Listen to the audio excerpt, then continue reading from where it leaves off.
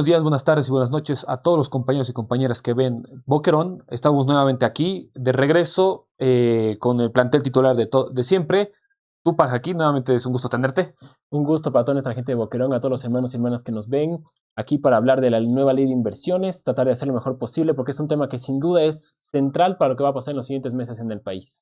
Y el tema central hoy, como lo ha adelantado Tupac, es la nueva ley de inversiones, el anteproyecto de ley presentado por el Ejecutivo con el señor Gabriel Espinosa, presentado a la Asamblea Legislativa, que ha generado bastante debate, bastante controversia. Pero vamos un poco entrando en materia. ¿Qué nos dice la ley de inversiones, Tupac? Yo recomiendo leer lo que está produciendo en su Facebook el maestro en economía Omar Velasco. Él básicamente menciona algunos puntos esenciales de la ley. ¿Qué es lo que está diciendo la ley? Es una ley que propone la atracción de inversión extranjera, que empresas transnacionales vengan a invertir en rubros estratégicos. Hablamos de tierras raras, hablamos de litio, hablamos de minerales convencionales, zinc, plomo, estaño, plata, hablamos de hidrocarburos y hablamos de agroindustria. Eso también es muy fundamental. Hablamos de todo lo que es producción de soya, sorgo, azúcar, y esencialmente derivados de la carne, ¿no? Todo lo que es la industria alimenticia agroindustrial. Ahora, ¿qué propone la ley? ¿Qué es lo que se critica? En primer lugar, se critica que no hay ninguna obligación de las empresas para reinvertir sus utilidades en el país. Sí. Es decir, ellos generan ganancia y pueden llevarse toda esa ganancia al exterior. No hay necesidad de dejar ese dinero en suelo boliviano. Sí. Segunda crítica, no pagan impuestos, ¿no? Eso es esencial, por eso decía que revisen a Omar Velasco. La ley establece una exención impositiva para estas empresas en cuanto a que no pagan IVA, no pagan el GA y pueden recibir hasta un 80% de descuento en el impuesto a las utilidades, ¿no? Entonces, con relación al IVA y al GA es una exención de 5 años, José. Sí. Entonces, estas empresas no reinvierten su ganancia en el país, no pagan impuestos, claro, y tampoco deben dejar sus dólares. No hay ninguna norma, ningún artículo en la ley que establezca que ellos deban dejar sus divisas en el país. Aunque sea por un tiempo determinado, aunque sea por un tiempo determinado, lo cual implica que los dólares que generen los pueden seguir guardando en Panamá, en Estados Unidos, en los países donde ellos vean conveniente. Claro, claro. Y eso genera una situación, digamos, muy complicada para el país, porque implica la reducción de la capacidad de control del Estado sobre la economía, y la ley establece que la regulación de todo esto, y en caso de tener conflictos, se resuelve en arbitrajes internacionales. Arbitrajes internacionales que están dirigidos por las propias empresas y las corporaciones transnacionales. No nos olvidemos que ningún país que ha nacionalizado, que ha ido a arbitraje internacional, ha ganado. Todos los estados son condenados a la derrota y a indemnizaciones bastante elevadas frente a cualquier transnacional. Por eso la Constitución Política del Estado establece que la jurisdicción sobre procesos de nacionalización o revisión de los contratos pasa por la jurisdicción boliviana. Eso es aprobado por Constitución, no por ley, por Constitución. Pero además, José, también la ley le entrega a las transnacionales la posibilidad de saltarse otras normas nacionales. Sin duda. No solo la protege a estas empresas en el arbitraje internacional, sino que no hay consulta previa. No hay consulta. Se acabó la consulta previa con esta nueva ley. Y ahí tenemos que entrar en un detalle fundamental, porque todo lo que hemos vivido, por ejemplo, con el desarrollo del litio, bajo esta lectura, Concipo no tiene vela en el entierro. No existe Concipo para este tipo de inversiones sobre el litio, por poner uno de los ejemplos. Entonces, al eliminar la consulta previa, no hay valoración de los pueblos indígenas, de las comunidades, sobre el impacto, porque estamos hablando principalmente de minería y de minería, agroindustria e hidrocarburos.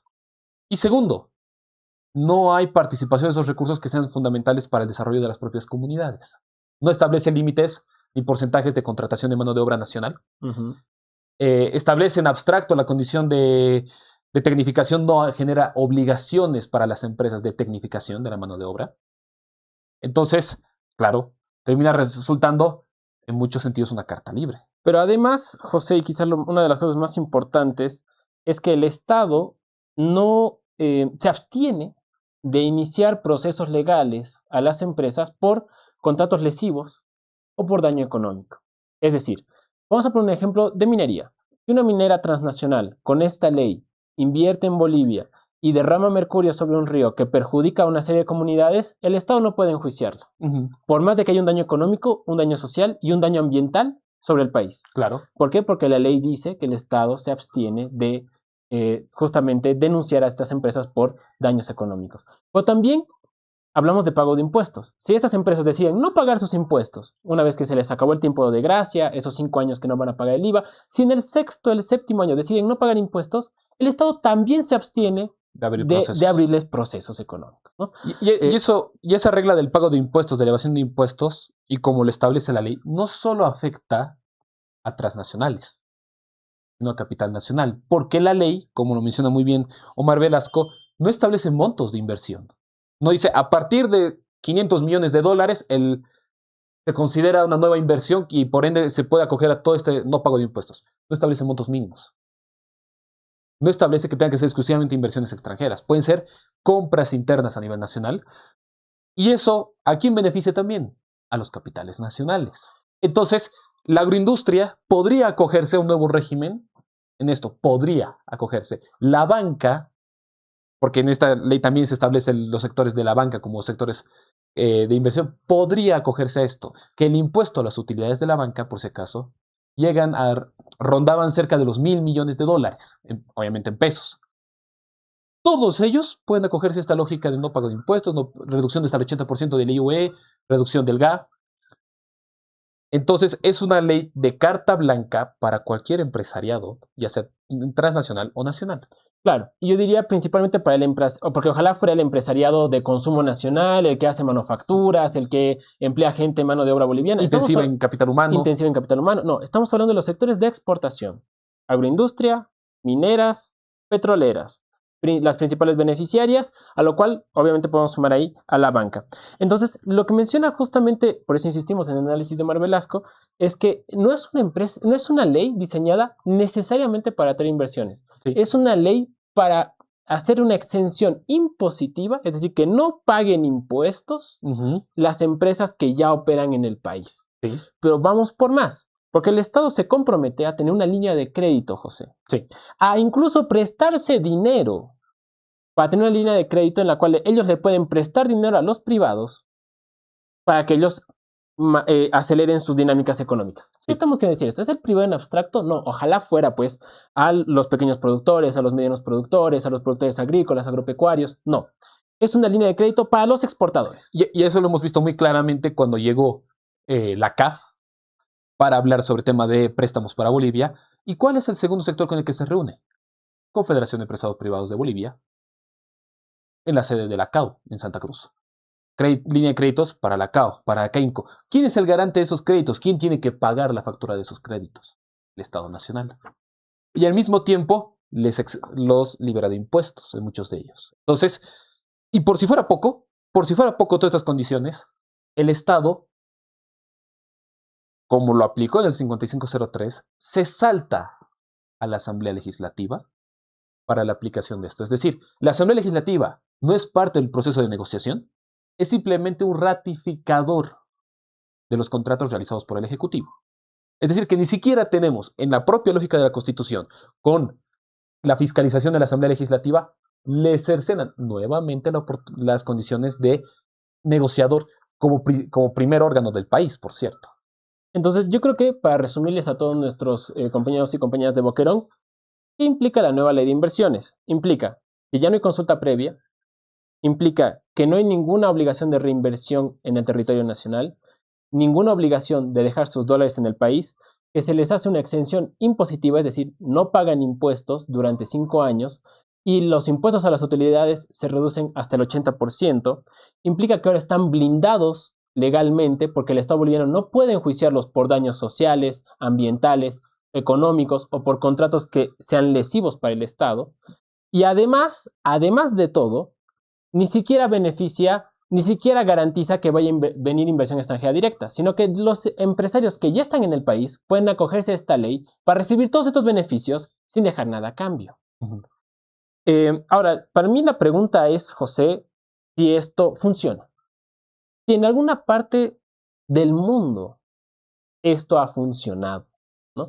Y justamente pensando en esa respuesta, José, he preparado esta gráfica que la vamos a tener disponible ahí, que es la gráfica de la CEPAL. La CEPAL dice, para este año 2026, haciendo una construcción de datos en base al FMI, te muestra toda la región, pero hay que prestar atención en dos países, Brasil y Argentina. Argentina tiene una ley que es exactamente idéntica a la ley boliviana, a la nueva ley de inversiones. En el caso de ellos es el RIGI, es el régimen de incentivo a las grandes inversiones. ¿Ya? Entonces, ¿cuánto ha capturado para el año 2025 Argentina como nuevas inversiones? 3.100 millones de dólares. ¿Cuánto ha capturado Brasil? Que no tiene un sistema de saqueo, que no tiene un sistema de sabotaje a su economía nacional. Donde el Estado es partícipe de las principales industrias de exportación de la región, como por ejemplo Petrobras. Entonces estamos comparando dos modelos. El Sí. libre mercado exitoso, de la mano invisible y toda la mamotretada que nos hacen los liberales, frente a un modelo de desarrollo público mixto que es lo que realiza Brasil. Sí. ¿No? Argentina tiene 3.100 millones de dólares de inversión. Brasil tiene 77.000. Sí. Tiene más de 27 veces el fondo, más de 13 veces, más de 23 veces la cantidad de inversión extranjera directa de Argentina. ¿Y cuál es la diferencia? ¿Cómo encontramos la diferencia entre el modelo argentino y el modelo brasileño? En Brasil, el Estado participa en la economía, participa con reglas claras de impuestos, porque en Brasil se cobra impuestos por si acaso, señores. Tiene una mano de obra capacitada, tiene condiciones óptimas para sus trabajadores, y en esa condición de un Estado soberano, negocia con empresas. Ahí llegan las inversiones extranjeras. Y estamos hablando de todo el mundo, por si acaso. Tienes inversiones alemanas, norteamericanas, chinas, japonesas, la que gustes. En el caso de Argentina, este modelito de la promesa de inversiones ha ahuyentado las inversiones extranjeras. Han perdido más de 10.000 millones de dólares en una inversión en puertos en el sur de la Argentina. Pero ¿por qué pierde dinero Argentina? Porque los empresarios dicen, no es seguro, no existe una estabilidad política y social, no existe una razón de Estado que garantice nuestras inversiones. Sí. Entonces, ¿qué es lo que ha pasado en Argentina? Que todas las empresas que ya estaban, José, todas las mineras que extraían litio, que extraían minerales convencionales, que extraían oro, toda la agroindustria, lo que ha hecho es se ha suscrito a esta nueva ley para no pagar impuestos. Sí. Entonces, la solución de Milei, que tenía que volver a Argentina, en España, en Suiza, en Alemania, ha terminado pidiendo, suplicando un salvataje económico a Estados Unidos para poder pagar la deuda que los propios argentinos habían prestado. Ese es con el gobierno de Macri. Con el gobierno de Macri. Y además, teniendo al mismo ministro de Economía. Ojo, el mismo ministro de Economía que en gobierno de Macri se prestó 60.000 millones de dólares, es el mismo que va a pedir 20.000 más 6 años después en el gobierno de Milei para pedir, por favor, lo que nos han prestado no podemos pagarlo, así que la solución es que nos vuelvan a prestar para que les paguemos con ese préstamo, su préstamo, y así nos tengan que prestar de nuevo para volver a prestar. Ese es el modelo liberal, estafadores seriales, desfalcadores de la economía estatal, destructores del rol del Estado en la economía, ¿en beneficio de quién? Del saqueo, de las transnacionales y de la industria nacional de exportación que nunca deja un peso en el país. Claro, y que vive del Estado. Entonces, con esto hemos comparado estos dos modelos de manera rápida, porque hay algunos analistas que proponen que justamente la solución es, no, es que tiene que venir gente, tenemos que regalarles Bolivia, tenemos que dividirlo en lotecitos para que vengan a comprar Bolivia, porque así ellos van a venir a invertir. Falso. Lo que se requiere es un Estado partícipe en la economía, un Estado que sea el Estado la garantía, como pasa en Brasil. ¿Por qué? ¿Por qué el Estado es garantía en Brasil? Porque el Estado te dice, tú venías a hacer plata, pues yo voy a ser tu socio. Y con las partes de las utilidades que a mí me correspondan, voy a dar luz, voy a dar agua, voy a dar alimento, voy a dar escuela, voy a dar salud, voy a hacer carreteras. Por eso para mí como Estado es un negocio, porque yo voy a con eso poder invertir en mi gente, invertir en que mi gente viva mejor. Y tú vas a poder hacer tu platita. Y así, público mixto se llama esto. Sí. Se llaman inversiones público mixtas porque participa el Estado y participa el privado. Pero además yo le sumaría un factor ahí.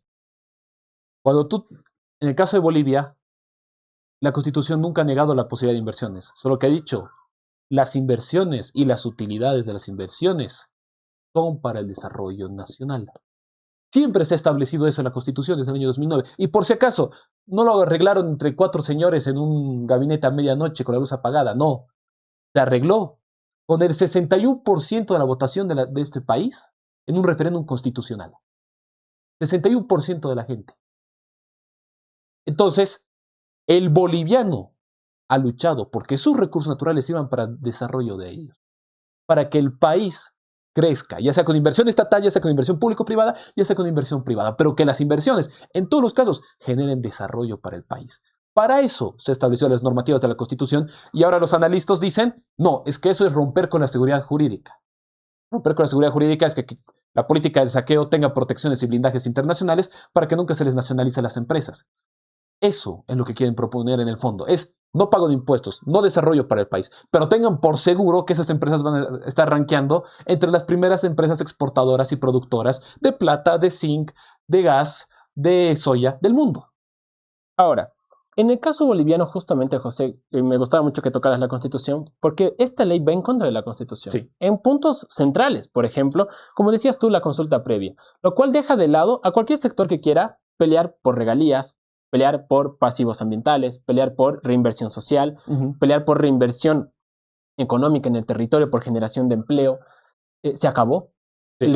Si Concipo no se enteró de esta ley hasta este momento, les pedimos a todos nuestro público potosino que se lo envíen, porque Concipo peleó durante muchos años contra el gobierno del MAS por las regalías que debía dejar el litio en el departamento. Y por ser tomados en cuenta para la planificación del desarrollo del litio. Claro, y para la negociación de los contratos. Hoy en día eso ya no existe.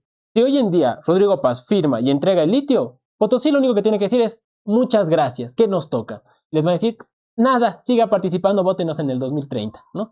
Entonces, eso es lo que le está pasando a Potosí. Sí. Se está vulnerando toda esta conciencia social de control de los recursos naturales. Y hemos puesto un ejemplo de Concipo, porque Concipo fue antimacista, porque Sí. si tuviéramos que hablar de los sectores populares pro proceso de cambio que se ven vulnerados en materia de minería, en materia de agroindustria, en materia de hidrocarburos, nos quedamos todo el día hablando de este tema, ¿no? Sí.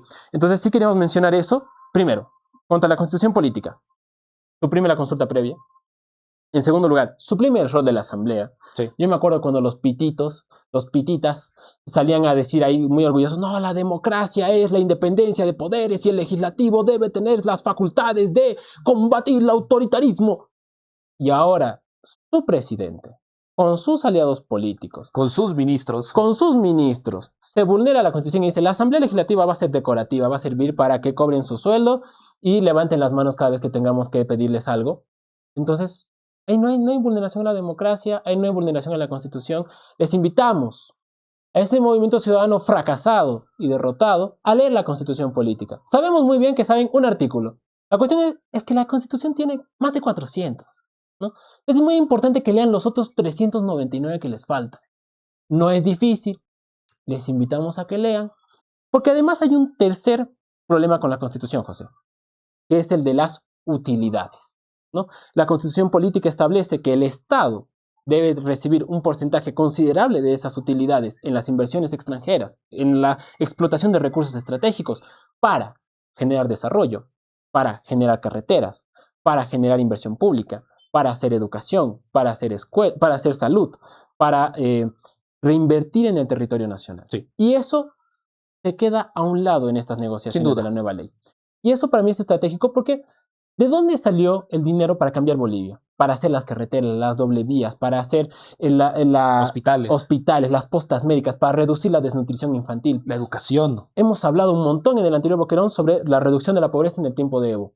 Sí. Y eso fue posible porque teníamos un Estado que cuando negociaba no buscaba regalar Bolivia a los privados, a los extranjeros. Buscaba que Bolivia tenga un acuerdo favorecedor para el país porque eso permitía mejorar la economía. Claro. Y eso es lo que hoy se está buscando destruir. Sí. Ahora, ¿cuál es la solución de la derecha? ¿Cuál es la solución de Tuto? La solución de Doria, que se disfrazaban, ¿te acuerdas? De patriotas, de bolivianos que estaban en contra del castrocomunismo, chavismo, socialismo maldito. Que eran los más patriotas. Ninguno fue al cuartel. Y para colmo, lo que ahora proponen es, en vez de defender la patria, es reformemos la Constitución. Si la ley propone vender el país, entonces cambiemos la constitución para poder vender Bolivia. Los señores que nunca han ganado una elección en su vida, los señores que han vivido entrando por la puerta chica, por la ventana, para imponer lo que se les daba la gana, en el separatismo, porque nunca pudieron ganar en la constitución uno de los debates, porque la gente votó por otra opción, y tuvieron que ir a un proceso separatista para modificar cosas, y que Tuto se siente orgulloso de eso, y ahora quieren modificar la constitución. ¿Y se animarán a ir a un referéndum? ¿O van a intentar, como lo hacía Papi Banzer o lo hacía Papi Jaime Paz Zamora, hacerlo entre cuatro paredes con el 90% de sus parlamentarios? Entonces, ahí entra la pregunta. Y es lo que nos lleva, socialmente hablando, a lo que se viene ahora, que es, esto es una apuesta por la batalla de la Constitución. Lo hemos dicho en otros momentos, en otros boquerones, la pelea, la madre de las peleas va a ser la modificación de la Constitución. ¿Por qué? Porque si la Constitución se modifica, claro, todo esto es legal. Todo esto pasa a ser jurídicamente viable. Todo lo que se está planteando de la entrega del país, como nos hicieron con el 21060 y la modificación de la Constitución en el año 94, pasa a ser legal, pasa a ser viable, pasa a ser que la pobreza es legal constitucionalmente ahora. El que el boliviano sea cada vez más pobre está protegido por la Constitución. Cuando la Constitución actual lo que establece es que nadie debería pasar hambre en este país, con los recursos naturales, con la industrialización. Entonces, se va al tema de la modificación de la Constitución, la pelea por la Constitución, la pelea por la soberanía nacional y por la soberanía no solo ante las transnacionales, sino también ante este empresariado exportador que es capaz de ver al país hundirse en la más profunda miseria con tal de ser unos pesos más.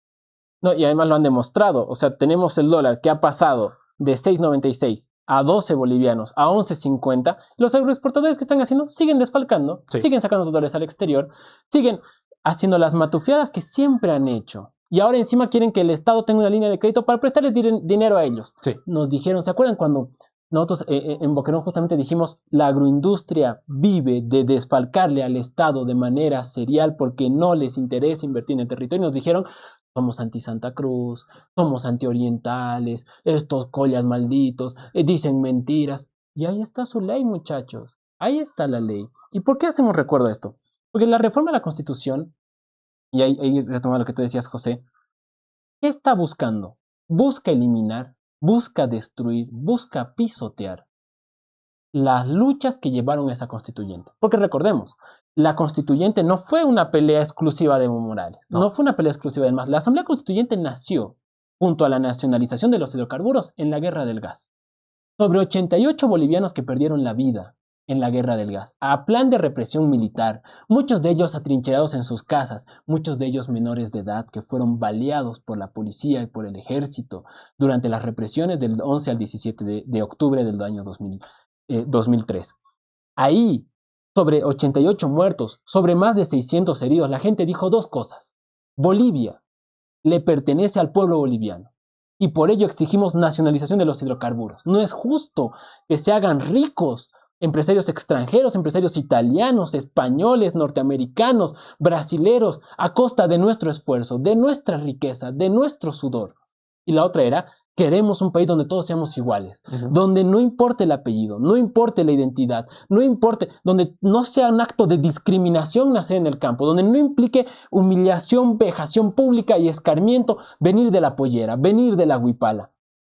Asamblea Constituyente, nacionalización de los hidrocarburos. Las dos cosas, José, han venido a destruir con esta reforma constitucional. Porque la excusa va a ser, evidentemente, las inversiones privadas nos van a salvar, cosa que es falso, que hemos demostrado que es falso, pero además que nuestra historia es falso, porque nunca llegaron durante 20 años de neoliberalismo, cuando regalaron el país, nunca llegaron esas inversiones extranjeras que prometieron, y durante 80 años de liberalismo tampoco llegaron. Pero además es justamente enfrentar la condición del Estado plurinacional. ¿O acaso nos hemos olvidado de que Tuto, Rodrigo y Samuel vanagloriaban la República? ¿Cuándo los han visto a ellos alguna vez agarrar una huipala? Salvo para campañas, machos para ponerse ponchos. Poncho, de tinku, de lo que sea se disfrazarían. Hasta de gente que trabaja. Hasta de gente que trabaja. Entonces sí, pero ¿cuándo han visto en un acto protocolar una huipala de estos señores? ¿Cuándo? Así de simple. Entonces, a eso es lo que está viniendo Bolivia. Lo que se está viniendo para el país es este conflicto, que es lo que hemos visto en el 5503, por si acaso. Son los famosos fast track. Ahora el proyecto de ley. Y ahora nadie va a poder excusarse de la derecha, de decir, no, yo soy oposición constructiva. Vamos a ver si en los votos en el Parlamento eres oposición constructiva o votas a favor de eso. Porque los que voten a favor de esto, llámense Tuto, llámense Samuel, llámense Dun, llámense lo que ya los quieran, son parte de esa entrega del país. Son parte de la entrega y darle la espalda al 61% de la población que ha dicho que los recursos son de los bolivianos. Además, José, esto es un ciclo. Es un ciclo histórico que se repite. Lo hicieron con los señores de La Plata. Sí. Lo hicieron con los señores de La Plata y ahí me gustaba mucho lo que reflexionábamos antes del programa que tú decías, José. El pago de la guerra del Pacífico por haber perdido el mar, ¿en qué se lo gastaron los liberales? En hacer un tren para que las exportaciones de plata puedan salir más rápido a Chile, al mismo puerto que nos habían quitado, al mismo territorio que nos habían quitado. Usaron la plata para favorecer sus intereses empresariales. Lo mismo pasó en la guerra del Chaco, con los varones del estaño, con un Patiño que, siendo de este suelo, decidió prestarle dinero a Bolivia para ver a qué tasa de interés puede recuperar dinero. El país en guerra, sus compatriotas muriendo, su país convulsionado, combatiendo en una guerra. Y 60.000 muertos. 60.000 muertos. Y el otro, ¿y cómo hago platita? A ver, ¿cómo me embolsique unos pesitos? Y ahora los analistas dicen, no, se está juzgando de mala manera a los empresarios. Los empresarios inversionistas, tan buenas gentes que nos han tocado, tan buenas gentes que han pensado siempre en el desarrollo nacional. Si se ha podido vencer a los señores de La Plata con Zárate Vilca, a los varones del estaño con la nacionalización del 31 de octubre del 52, el 30 de octubre del 52, si se ha podido vencer a las transnacionales con respecto a los hidrocarburos en el año 2003 y consagrándose en el año 2006, esta batalla es una batalla que el pueblo boliviano puede vencer. Pero siempre con la memoria y siempre presente de que lo que produce este país es para los bolivianos. Es para los bolivianos porque los bolivianos son quienes producen. Porque la gente, ustedes nunca van a ver a Doria Medina trabajando cemento, trabajando en los hornos. Eso lo hacen los obreros de Viacha. Nunca van a ver a Branco Marinkovic cosechando soja. Nunca lo van a ver transportando esa soja. Eso lo hacen bolivianos, manos bolivianas, de gente trabajadora, de gente humilde, de gente de a pie. La gente que siempre es la que carga la crisis. Pero al mismo tiempo, la gente que siempre recupera su dignidad. De acuerdo. Bolivia es ejemplo. Bolivia exporta dignidad, unidad y victoria popular. Somos el único país en Sudamérica que hizo una revolución armada para conquistar la ciudadanía universal, para conquistar la nacionalización de los recursos minerales, para conquistar la educación universal. Hemos sido uno de los países que ha tumbado el año 2003 a un gobierno por exigir dignidad, asamblea constituyente, nacionalización de los hidrocarburos y que la gente viva mejor. En Bolivia, el pueblo siempre ha tenido esa dignidad y eso no se ha perdido. Nuestra reflexión final para Boquerón es memoria y esperanza. Existen modelos alternativos de desarrollo de país. En el caso de las inversiones extranjeras hemos presentado las empresas público-mixtas que permiten reinversión en el territorio, pero además hemos recordado que nuestra lucha siempre ha sido por defender esos recursos naturales y defender a nuestra gente, que es la que produce esa riqueza. Esa sería mi reflexión final, José. De acuerdo. Hay que estar atentos ahora. Las convocatorias por parte de los movimientos sociales a la unidad es fundamental, porque lo que se vienen días muy complicados para el país, pero solo un pueblo boliviano unido va a saber tomar el destino en sus manos. Nos estamos viendo en un próximo Boquerón.